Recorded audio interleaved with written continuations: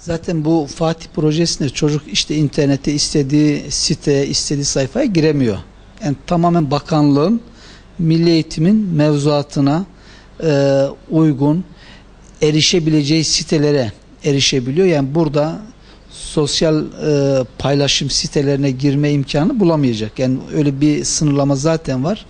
Yani bizim buradaki internet seçeneği de dersiyle ilgili ulaşmak istediği konuya en azından araştırma boyutuyla erişiminin sağlanmasına dönük bir hizmet sunmadır. Yani yoksa burada işte internet sunuyoruz, çocuklar internette istediğini yapma yönüyle herhangi bir çalışma değil. Yani tamamen dersin daha nitelikli işlenmesine dönük bir internet hizmetinin sunulması.